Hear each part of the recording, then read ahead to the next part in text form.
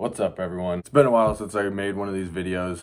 It's a very busy summer. Partially, I'll use that as an excuse. If you follow my Instagram or my Facebook or LinkedIn, the new team that I joined in the last 6 months, if you follow our pages, you'll definitely know on there we had quite a busy summer season in real estate. And I'll have those links below if you want to follow me or our team. I'm not going to be one of those YouTube people subscribe, just kind of keeping it simple. I'm making a little fun video here, and today we are going to talk about how to buy a house. So at the end of February, I joined a team. Yeah, right before coronavirus hit. It was perfect timing. That was sarcasm. But yeah, joined a team with Lloyd Flanders and Alexis Hausman. She's the glue to our whole team, and I don't give her enough credit. So here's your shout out, Alexis. I work specifically as a buyer's agent now, or a buyer specialist, fancy. So I figured I would create a video on how to buy a house, kind of give you guys an idea of how I treat my clients and kind of the step-by-step process with the same care. Hopefully down the road, one of you guys looking at this will choose me to help you out. I like to have a lot of fun too. It's a fun process. A lot of people stress about it. It's a big purchase, but you gotta have a little fun with it too. And we do have this step-by-step, what this looks like, our home buyer guide in PDF format as well. What we're gonna talk about today, step-by-step, it goes into a little bit more depth. But before we dive in, we're gonna give you a quick little rundown of how our team did. So from June to August, the Flanders team closed 32 deals, which is a little over 2 a week. So we're pretty proud about that, and just kind of wanted to shoot you a little update on how our team's doing. Without further ado, let's get into the step-by-step process of how to buy a house. Step number one is simply just finding your financial comfort zone. Look at your expenses, look at your income, or what are you comfortable with paying per month? And that's what it's going to come down to. Your mortgage, your property taxes, your insurance, an HOA, if you end up getting a condo or a townhome, that's all going to go into a monthly payment, into an escrow account that you're going to pay per month. So a lender will help you get what's called a pre-approval letter. You'll need to get a pre-approval letter before you start looking at houses. So we'd go to the pre-approval process with the lender. And I have a couple lenders that I work very closely with. They're awesome. And I will include their contact info below. If they allow me to do that, I'll ask them about that. So they'll get you a pre-approval letter. It just really stinks when you find your perfect place for $180,000 and then pre-approval comes back, well, you can only really afford $150,000. Well, then your dream home now is off the table. So make sure you get a pre-approval letter from a lender before you even start looking at properties, just so you know what your true budget is. This also goes into what you're comfortable with paying per month. So you might get a pre-approval letter for $250,000 or something like that. What you're comfortable with paying is only $1,000 or less. A $250,000 property is not going to be $1,000 or less per month.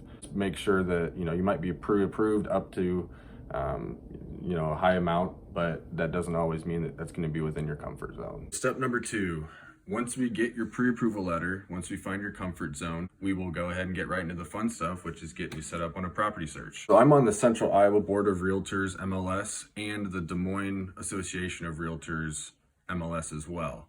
And if you're wondering what the MLS is, that's the source of properties being listed. Everything you're seeing on Zillow, it'll go through the MLS first. Once you get me your property outline or your property requirements, I will get that set up on those property searches on both MLSs. If you want me to, I can set it up to send it to you ASAP, which basically means you'll get it as soon as the listing agent clicks submit for a new listing. So you'll actually get a notification before Zillow does, before Realtor.com does, Trulia, everything out there, which is awesome. It's an awesome feature.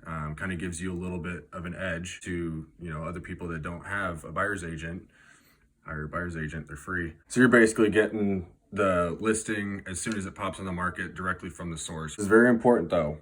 You want to be realistic. If your budget is $100,000 and you want 5 bedrooms, 5 bathrooms, 3,000 square feet built after 2000, it's not going to happen even in the next 20 years. It actually probably will never happen. I'm going to do my very best. It's my job to make sure I find the right property for you that fits your financial situation and a place that you love. But there's that chance that you won't find everything on your requirement list. Hold on 1 second.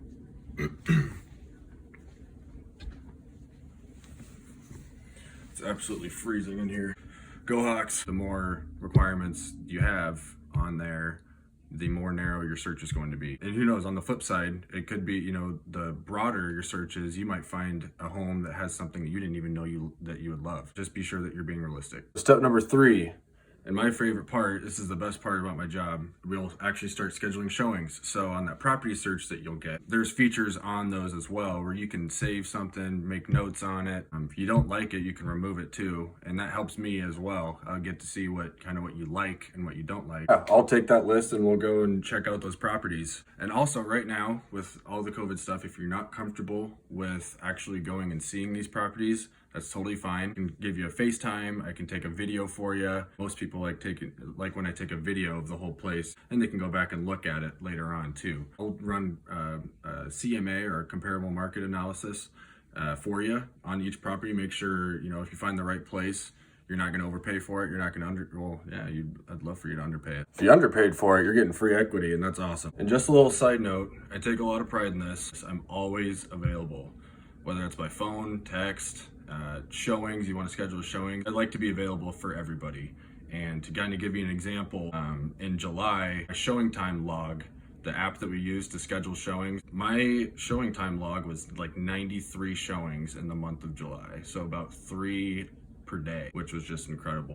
But yeah, so there's kind of an idea right there. Once we get your property search set up and we start scheduling showings, just know, never feel bad. If you want to shoot me a text, give me a call, you want to go see a place, let me know and I will make time for you. Now, the other fun part about this is step number 4. We're on step number 4 already, holy crap. Number 4 is submitting an offer. Like I said before, I will create a CMA for you on the property that you would like to put an offer in on. And this will include looking at other comparable properties, what those are selling for, kind of making sure that, you know, the property's you're not going to overpay for it, unless it's a multiple offer situation, which that is a story for another day. But yeah, I will walk you through the whole offer process. It's kind of fun. A lot of people actually enjoy it. There's a lot of stuff that goes into it you never really thought about, more than just the purchase price and the closing date. So once we have walked through the offer or the purchase agreement, we'll either send that offer to the seller if they're representing themselves, or the listing agent who's representing the seller. So at that point, they will either accept, reject, or counter. And most often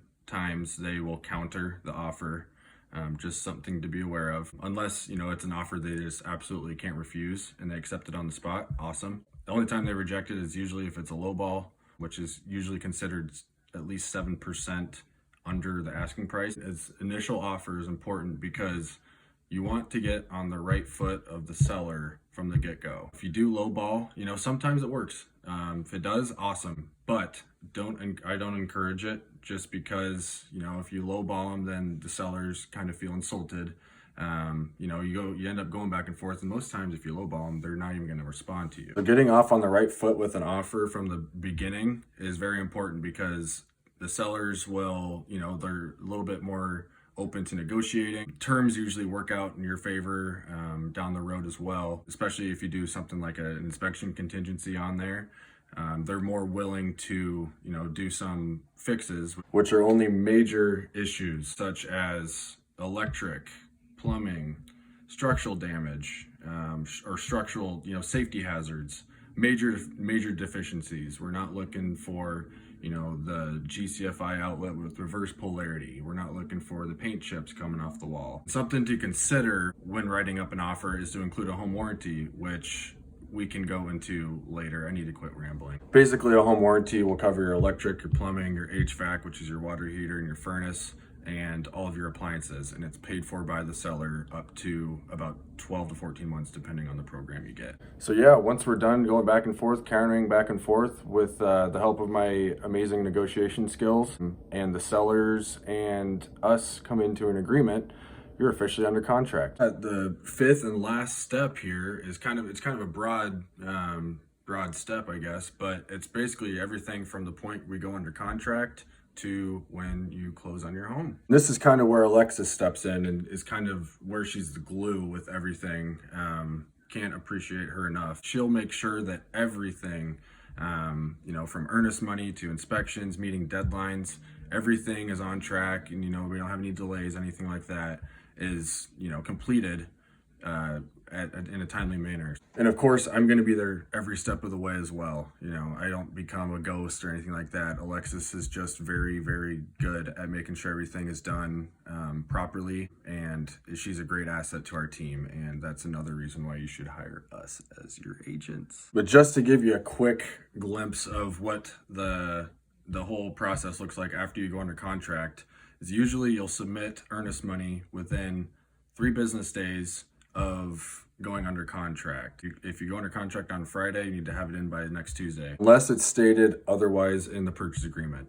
Same with the inspection. That's usually within 10 business days that you have to have your results in, or your repair request for the sellers. Again, those major deficiencies. And then from that point, when you submit that to them, the sellers have within 3 business days to get you a response and how they will take care of those items. Sometimes if you have a quick close, those inspection periods they can often be less than 10 days. They have to be within 5 days or 7 days or something like that, just to make sure everything is done on time and those items are taken care of sooner than later. If you're a first-time home buyer, I highly encourage going to the inspection. Usually they'll ask you to come for the last hour and they'll kind of point out their findings. But going to the inspection is completely optional. It's just nice to have the inspector telling you exactly what the condition of the home looks like and kind of what his inspection report will show, and the explanation behind it. So after those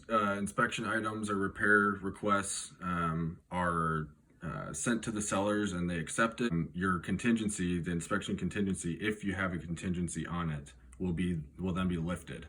Then it's just little items like getting homeowners insurance set up, utilities transferred to the property to start on the closing date. Typically don't recommend doing that until the week before closing, just in case there is a delay or something like that. Right now, especially with the pandemic and the derecho thing hitting, there's a lot of backups with appraisers and lending, underwriters. It's all probably foreign language to you guys. And you don't need to know all that stuff either. Your lender will help you out, kind of explaining all that stuff as well. But yeah, other than that, making sure you're not making any large purchases on credit, making sure that your income is still coming in, no unemployment, anything like that.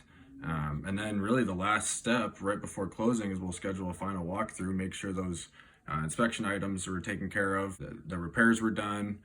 If there were no repairs, awesome. It's kind of a last chance to look at the place before it's yours. And we're in there making sure the water's running, the electric's running, no walls are falling down. Yeah, the last step is closing. Those usually take, I've seen them actually as short as 30 minutes. But plan on, at least 2 hours just in case. Sometimes things do pop up, you never know. But yeah, it's that simple. It's it's a pretty fun process. Yeah, like I said, we like to have fun with it along the way too, so it's not all stressed. And yeah, I guess really the last piece is, we would love to represent you, whether it's buying or selling. We have all of the tools, all the processes, the experience we have as a team. I don't know if you saw last month, again, if you have us on Instagram and Facebook and LinkedIn and all that good stuff, we were Agents of the Month in volume and transactions. So we would love to give you the same care that we give to all of our clients. Based off of testimonials in the past, people love working with us. We'd love to represent you as well. And as always, let me know, contact me anyway, Facebook, LinkedIn, anything. Thanks for watching. Hopefully this was helpful in some way, whether it's your first home or your 10th home. Hope you found something valuable here, and thanks for watching. Till next time.